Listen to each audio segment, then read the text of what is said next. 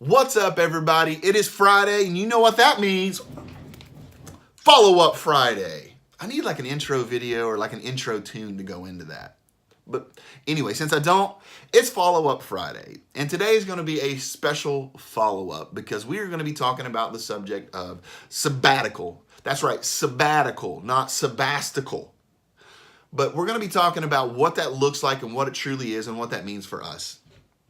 And so if you look up the term sabbatical, it's just simply a paid time of leave for studies or travel. What happened was when universities were directly connected to the church, they would allow their teachers, after 7 years of teaching, to have 1 year to become a student again, to go out and to study, whether that was through travels, whether that was through a specific subject. They would take that time to refresh and renew and become a student again. Now, it's unfortunate that we have not seen ministry or churches, the local churches, really take this thing serious. But it's a super important and necessary thing for sustainability within the ministry. And so we have adopted a sabbatical as a church so that our pastors and our staff members could take an opportunity to go away and become students again. And so it started with Pastor Hal and Lisa. They had been here for almost 10 years, and they were able to go and take a time of sabbatical. Now, Renee, myself, and Abigail are going to take a time of sabbatical for 6 weeks. We're going to be heading down south, and we're going to take a time of sabbatical. And so for us, we are going to be focusing on 3 major things. The first one is going to be our personal spiritual growth. We're going to do this through an extended time of prayer and focusing on God and His Word. We're also going to be reading books to help develop us spiritually. And then we're also going to be plugged in to a local church down there that we're just going to sit and soak it all in, as well as targeted fasting. And so that's how we're going to do that with our personal spiritual growth. We're also going to be doing or focusing on a second thing, which is leadership development, because we want to become better leaders. Not only leaders within the church, but leaders as a husband for me, as parents for Abigail, and the areas that we serve in. And so that's the second focus that we're going to have. The third focus is going to be our family relationship development. And so we've got some things planned for just Renee and I. We've got some things planned for just us as a family. And also we've got some time planned to spend with my family, which lives down in Florida. And so we're excited about all those opportunities. Now, while we're gone, this is going to look a little different because Pastor Wendy, Pastor Kevin, they are going to step into the role that we've been playing for a while, and they are going to be your direct contacts. And so any issues that you would have, that would go directly through Pastor Kevin and Wendy.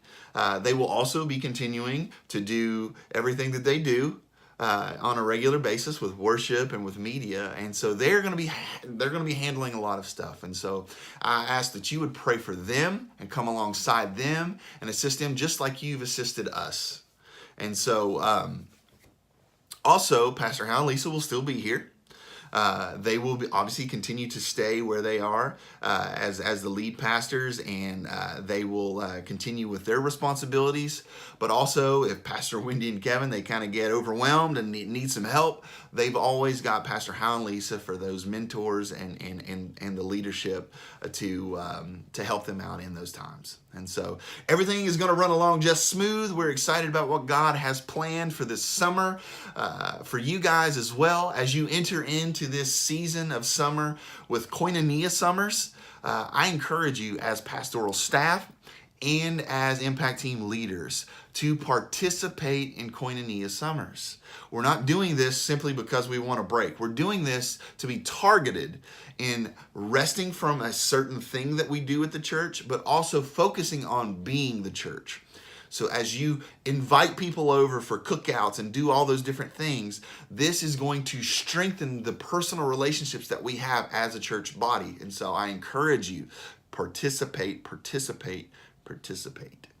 And so again, hey, we love you guys, and we are so thankful that we get to serve with you. We are so thankful for the team that God has given us here at Summit, and you guys are just have a willing heart to serve. and you have a heart for people and a heart for God to see him move in people's lives. And so thank you so much for serving and doing what you do. And we're excited to hear about what God has done for the 6 weeks that we've been gone. And we're excited already for what's going to happen after we come back. And so we think that God's got some great things planned, and we're just excited. And so we ask that you pray for us while we're gone.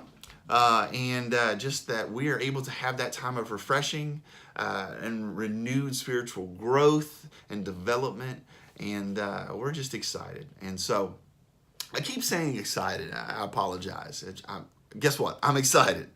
So anyway, we love you guys. If you have anything, any kind of prayer that you would need, please reach out to us. Now, again, all correspondence, whether that be phone calls, text messages, emails, all that stuff is going to run straight through Pastor Kevin and Wendy. We will not be. So if you reach out to us about something like that and we don't get back to you, understand this, because we have cut all contacts so that we can truly focus on the 3 things that I had talked about. And so Pastor Wendy and Kevin, they're going to do a phenomenal job. And Pastor Hal and Lisa, they're phenomenal leaders, so they'll be able to take care of everything. And so we love you guys. Can't wait to see you on Sunday for our last Sunday before the sabbatical. And so we will see you there, as well as the kickoff cookout at Ron and Jan Phillips' house for Koinonia Summers. Love you. Have a great weekend.